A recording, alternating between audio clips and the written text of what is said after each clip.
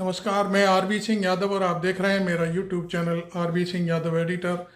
अभी हमने एसबीआई के साथ जो कुछ भी कोर्ट में हुआ है उसके बारे में पूरी रिकॉर्डिंग की है, पूरा कोर्ट रूम से।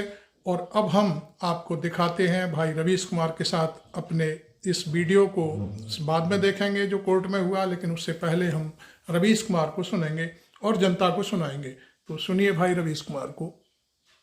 नमस्कार, मैं रवीश कुमार। सुप्रीम कोर्ट से बार बार डांट खा लेंगे मगर इलेक्टोरल बॉन्ड के बारे में नहीं बताएंगे। लगता है भारत सरकार इसी लाइन पर चल रही है कि एक एक याचिका के सहारे जानकारी को सामने आने से रोका जाए या देरी की जाए ताकि जनता को पता ना चले। आखिर इसमें कितना बड़ा घोटाला हो सकता है कि सरकार नहीं बताने के लिए इतना प्रयास कर रही है।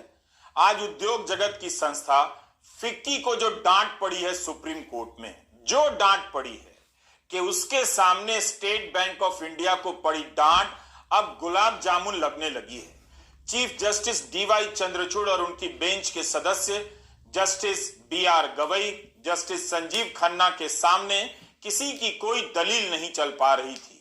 फिर भी डांट खाने रोज ये नए नए संगठन को आगे कर दिया जा रहा है।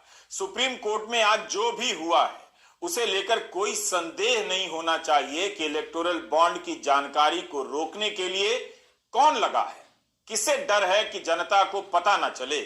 सारी शक्ति लगा दी गई है कि बॉन्ड के बहाने जो लूट हुई है उसकी जानकारी घर घर तक नहीं पहुंचे।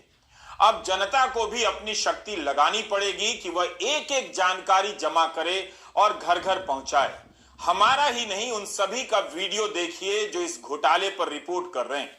2024 के चुनाव के सबसे बड़े घोटाले को गोदी मीडिया गायब कर रहा है। कोर्ट के आदेश से बाहर ना आ सके तो कोर्ट में याचिकाएं डाली जा रही हैं ताकि कुछ दिन और टल जाए, जहां है मामला वहीं अटक जाए। मगर कोर्ट को यह बात समझ आ गई है कि भारत के हित में इस घोटाले का भांडा फोड़ सबसे जरूरी है। यह हमारा पहला वीडियो है आज का। इसके बाद दूसरा वीडियो भी आएगा, आज ही आएगा। देखते रहिए और पड़ोसियों को भी दिखाते रहिए। बिल्कुल बिल्कुल। People with high HbA1c cannot reverse diabetes. State bank of India के चेयरमैन 10 महीने का सेवा विस्तार मिला है। यह व्यक्ति बैंक के करोड़ों ग्राहकों और लाखों कर्मचारियों को शर्मसार किए जा रहा है। दिनेश कुमार इतने ऊंचे पद पर बैठे व्यक्ति को चीफ जस्टिस ने कायदे से समझा दिया कि फैसले में क्या लिखा है, क्या करना है। चीफ जस्टिस डीवाई चंद्रचूड़ ने कहा कि स्टेट बैंक का रुख देखकर लगता है कि आप कुछ खास डिटेल के बारे में बताएं, हम वही बताएंगे, मगर यह सही नहीं है। स्टेट बैंक के चेयरमैन को कोर्ट का फैसला पढ़ लेना चाहिए।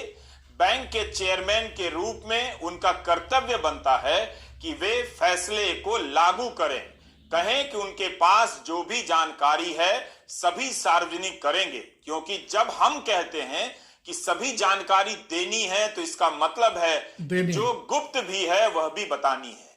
क्या किसी चेयरमैन को यह बताना पड़ेगा कोर्ट का आदेश क्या है?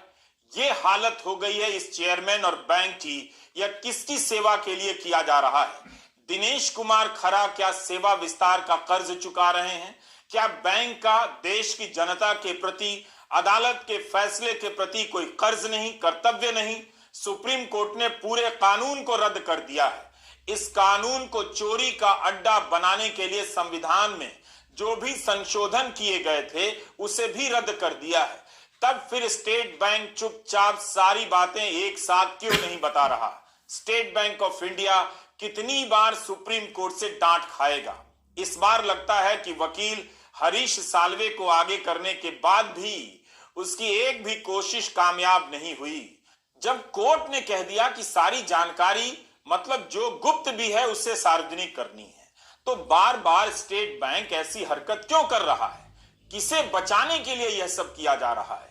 या तो जनता को सीधे सीधे चुनौती दी जा रही है कि हमने आपको धर्म की घुट्टी पिलाकर हमेशा के लिए सुला दिया है और अब आपको कुछ भी पता नहीं चलने देंगे और ना हमने आपको जानने लायक, समझने लायक छोड़ा है। जब यह कानून रद्द हो गया, इसके लिए किए गए सारे संशोधन रद्द हो गए, तब यह सरकार, स्टेट बैंक ऑफ इंडिया, कंपनियां और राजनीतिक दल खुद से सारी जानकारी सड़क पर क्यों नहीं लाकर फेंक देती हैं?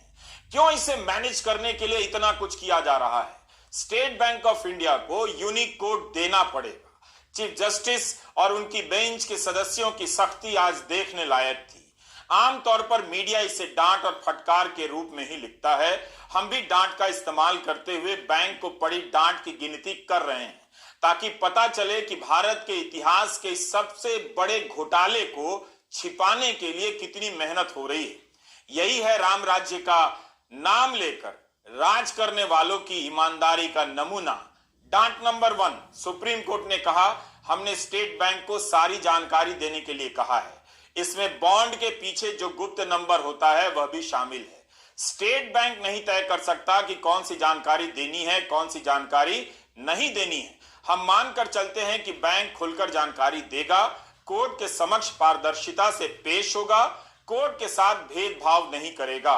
डांट नंबर 2, स्टेट बैंक क्या यह कहना चाहता है कि आप ही बताइए क्या बताना है, हम वही बताएंगे? यह सही नहीं है। डांट नंबर 3, जब हम कहते हैं कि सारी जानकारी देनी है तो इसमें गुप्त डेटा भी शामिल है। अभी स्टेट बैंक को पड़ी डांट खत्म नहीं हुई है और फिक्की को मिली डांट पर तो हम आए भी नहीं हैं। बैंक के वकील साल्वे ने कहा कि क्या हम बता सकते हैं कि बैंक ने आदेश को कैसे समझा है? हम सारी बातें रखना चाहते हैं। इस पर chief justice of India DY Chandrachud ने कहा कि हम चाहते हैं कि आपके पास जो भी जानकारी है बॉन्ड को लेकर वो सब बताएं। यह हो गई डांट नंबर 4। अदालतें डांट या फटकार उस तरह से नहीं लगाती, उनके बोलने का वैसे कायदा होता है। सुप्रीम कोर्ट ने आज स्टेट बैंक ऑफ इंडिया की हालत खराब कर दी। कोई बैंक बार बार जाए और कोर्ट वही बात बार बार दोहराए तो इसे डांट ही कहना चाहिए। जैसे ही हरीश साल्वे ने कहा कि अप्रैल 2019 को चुनाव आयोग से कोर्ट ने कहा था कि राजनीतिक दलों को जो चंदा दिया गया है उसकी सारी जानकारी सील बंद लिफाफे में दी जाए, तब चीफ जस्टिस ऑफ इंडिया ने फिर फटकार लगाई और कहा कि हम ये समझते हैं कि आप राजनीतिक दलों की तरफ से पैरवी नहीं कर रहे। इसे गिनते हैं डांट नंबर 5। इस बिंदु को ठीक से समझिए। हरीश साल्वे फैसला पढ़ने लगे और कहने लगे कि हम यह समझे कि आपने कहा है कि जानकारी सील बंद लिफाफे में रखनी है और राजनीतिक पार्टी को बॉन्ड की डिटेल से क्या करना है। पार्टियां अपने आप बता देंगी कि किसने पैसा दिया। इस पर चीफ जस्टिस ने कह दिया, आप राजनीतिक दल के वकील हैं या राज्य की ओर से, यानी सरकार की ओर से, स्टेट की तरफ से। चीफ जस्टिस ने कहा कि जो भी जानकारी है आपको देनी है। अब आते हैं अगली डांट पर। यह डांट कुछ ज्यादा खतरनाक है। चीफ जस्टिस ने कहा कि बैंक को बॉन्ड नंबर बताना होगा। यही नहीं, उन्होंने यह भी कहा कि बैंक को हलफनामा लिखकर देना होगा कि आपने कोई जानकारी नहीं छुपाई। वकील साल्वे ने कह दिया कि हम ऐसा ही करेंगे, बैंक कोई जानकारी नहीं छिपाएगा।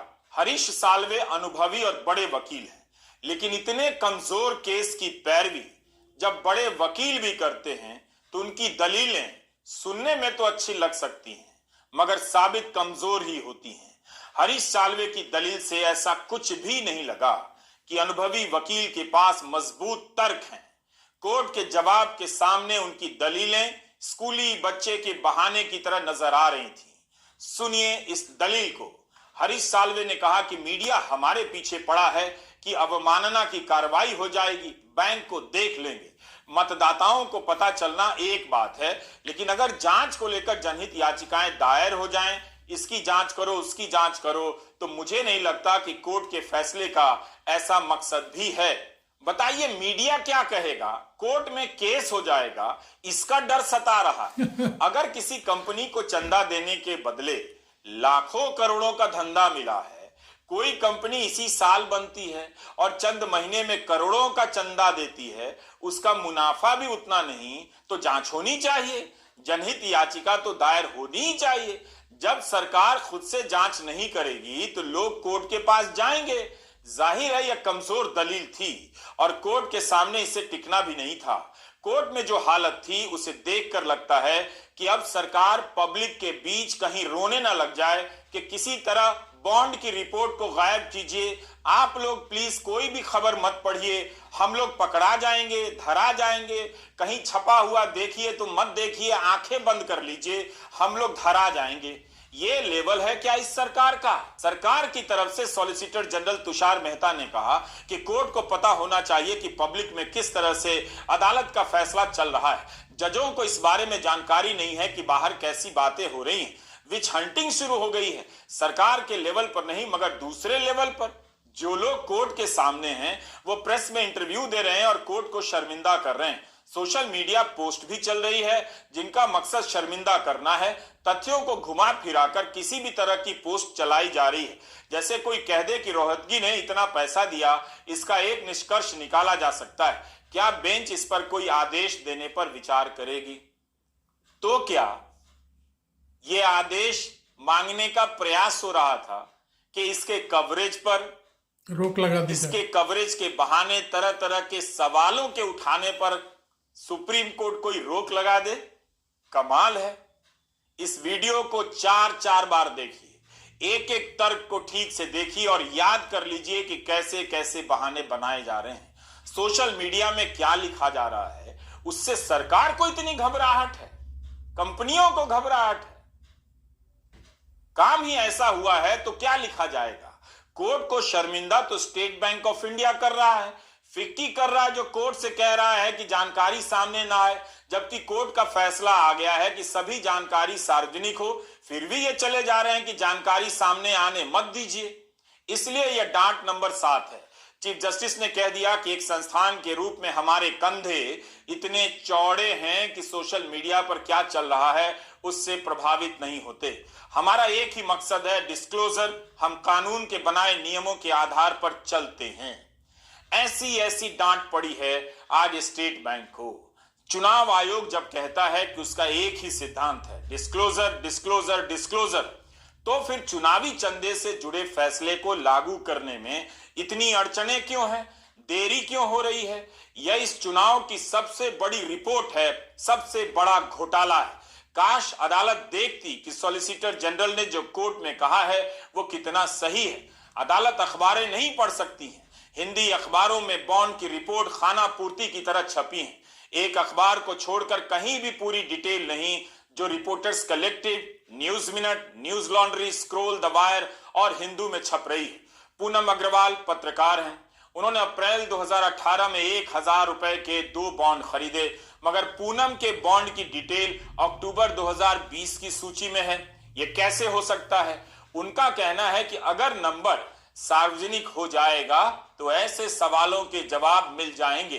पूनम अग्रवाल का वीडियो जरूर देखिए, उन्होंने इलेक्टोरल बॉन्ड पर बहुत अच्छे तरीके से समझाया है। उनके YouTube चैनल का नाम है एक्सप्लेन एक्स, उसे फॉलो कीजिए और गोदी मीडिया को अगले 3 महीने तक के लिए देखना तुरंत बंद कीजिए।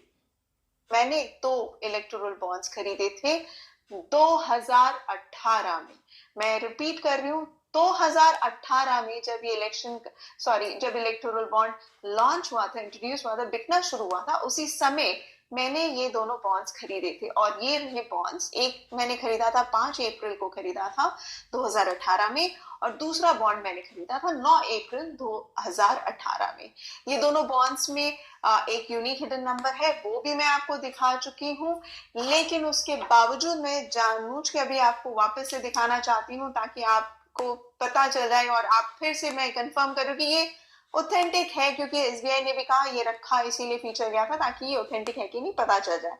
ये रहा दूसरा,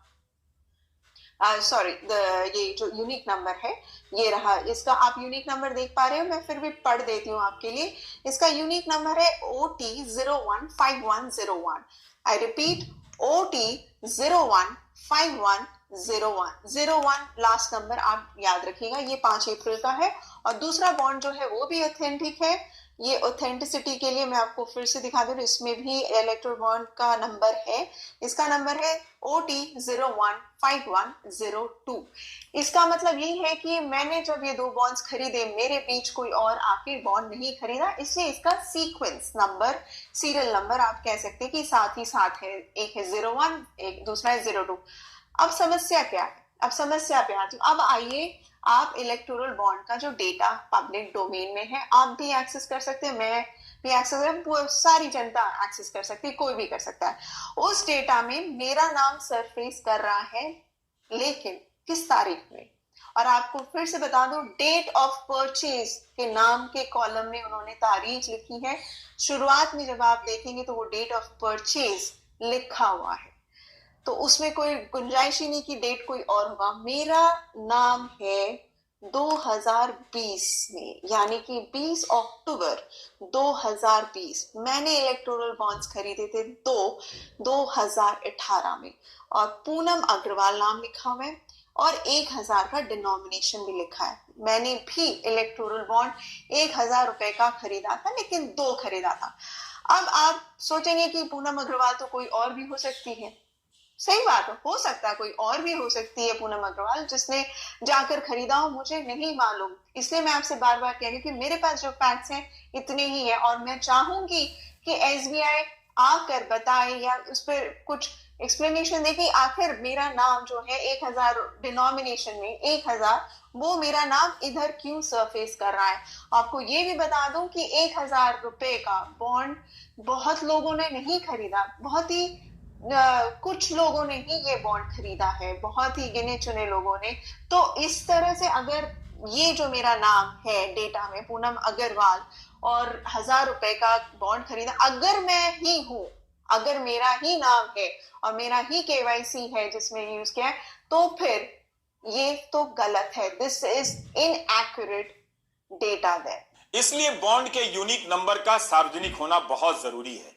आप समझिए इस क्रोनोलॉजी को। याचिका के खेल से जानकारियों को टाला जा रहा है, रोका जा रहा है। एक दिन ना सही 2 दिन ही सही, ताकि बहस और सुनवाई में कुछ दिन और निकल जाए और भारत की जनता को पता ना चले कि कितना बड़ा घोटाला हो गया। गोदी मीडिया का बड़ा हिस्सा इसे रूटीन की खबर बनाकर गायब कर चुका है। कई अखबारों में तो खबर का एंगल ही कुछ और है और कई जगहों पर असली खबरें गायब हैं। अब अगर जनता तक इस बात को पहुंचाना है तो मेरी नजर में एक ही रास्ता बचता है। सुप्रीम कोर्ट या चुनाव आयोग आदेश दे कि बॉन्ड से संबंधित कोर्ट के फैसले को अखबारों में विस्तार से प्रकाशित किया जाए। किन किन कंपनियों ने किसे कितना चंदा दिया है इसे भी प्रकाशित किया जाए और इसका सारा खर्चा भारत सरकार उठाए। 2014 के पहले का भारत होता और यही रिपोर्ट होती तो सारे चैनल एक एक जानकारी पर चीख रहे होते और नेशन वांट्स टू नो का नारा लगा रहे होते, मनमोहन सिंह से इस्तीफा मांग रहे होते। लेकिन अब तो सवाल ही गायब है और सवाल ही बदल दिया गया है। अब आते हैं फिक्की और एसोचैम की याचिका पर। फिक्की के 2.5 लाख सदस्य हैं, एसोचैम के 4.5 लाख। कंपनियां और उद्योग जगत के ही लोग इससे जुड़ते हैं। आज इनकी तरफ से वकील सुप्रीम कोर्ट में अपना आवेदन लेकर पहुंच गए, इस गुजारिश के साथ कि कंपनियों के नाम सार्वजनिक ना हो। फिक्की और एसोचैम की तरफ से अनुभवी और बड़े वकील मुकुल रोहतगी पेश हुए। जैसे ही उन्होंने कहा कि मैंने फिक्की और एसोचैम की तरफ से आवेदन दायर किया है, चीफ जस्टिस डीवाई चंद्रचूड़ ने कह दिया हमारे पास ऐसा कोई आवेदन नहीं है। रोहतगी ने कहा कि नंबर देने के मामले को टाल दीजिए। तब चीफ जस्टिस ने कहा कि आप हमारे पास तब आए हैं जब फैसला दिया जा चुका है, हम आपको नहीं सुन सकते। यह डांट नंबर 8 हुआ। बताइए, फैसला आ चुका है, 15 फरवरी को आया है। 1 महीने बाद 18 मार्च को उद्योगों की संस्था कोर्ट जाती है। नाम ना बताएं, कई कंपनियों के नाम छप चुके हैं। पहले लगा नहीं इन्हें कि इस मामले में कोर्ट में जाना चाहिए। बस जब नाम आने लगा, खुद कागज दिखाने की बारी आई तो कोर्ट पहुंच गए। संदेह के नाम पर नागरिकों से कागज मांगने की धमकी दी गई, उन्हें सताया गया, असुरक्षित महसूस कराया गया, अपमानित किया गया। लेकिन जब इनके कारनामों पर संदेह होता है तो कागज नहीं दिखाएंगे, नाम नहीं बताएंगे। यह है हमारी कंपनियां और राजनीतिक दल। खुद से गई थी या सरकार ने ठेल कर भेजा था, इसे लेकर भी चर्चाएं चल रही। जस्टिस BR गवई ने कहा पूरी दुनिया को पता है कि सुनवाई चल रही है। चीफ जस्टिस ने कहा कि हम आपको रियायत नहीं दे सकते। What's sauce for the goose is sauce for the Gander, मतलब जो एक के लिए है वो सब के लिए है। आप इसे डांट नंबर 8 या 9 जो मन में आए गिन लीजिए, मगर हाल देखिए। मामला तब गंभीर हो गया जब वकील मैथ्यू नेंदुपारा ने कह दिया पूरा फैसला नागरिकों के नाम पर दे दिया गया। तब चीफ जस्टिस ने कह दिया कि हम पर ना चिल्लाएं, आप आवेदन दायर करें, हम आपको नहीं सुन रहे हैं। तब भी वकील नेंदुपारा नहीं रुके। इस पर जस्टिस BR गवई ने कह दिया, क्या आप अवमानना का नोटिस चाहते हैं? मुकुल रोहतगी का आवेदन खारिज हो गया। एक तरफ उद्योगों की संस्था याचिका में मांग कर रही थी कि जानकारी साझा ना हो, वहीं भारत की एक बड़ी कंपनी बायकॉन की संस्थापक किरण मजूमदार शॉ खुद ट्वीट कर बता रही थी कि मैं साफ करना चाहती हूं कि बायकॉन ने जनता दल सेक्युलर या किसी अन्य पार्टी को एक नया पैसा चंदा नहीं दिया है। निजी स्तर पर मैंने इलेक्टोरल बॉन्ड खरीदे हैं जिसे JDS और अन्य दलों को दिया है। मेरा चंदा मामूली है और पूरी तरह सफेद पैसा है। जब इतनी बड़ी कंपनी की संस्थापक खुद बता सकती हैं तो बाकी कंपनियों को बताने में क्या दिक्कत है? बायकॉन एक बहुत बड़ी कंपनी है, डायबिटीज, कैंसर और अन्य गंभीर बीमारियों की दवाएं बनाती है। 16,500 कर्मचारी काम करते हैं। क्या अब भी आपको संदेह नहीं हो रहा है कि कंपनियां क्यों नहीं बताना चाहती हैं?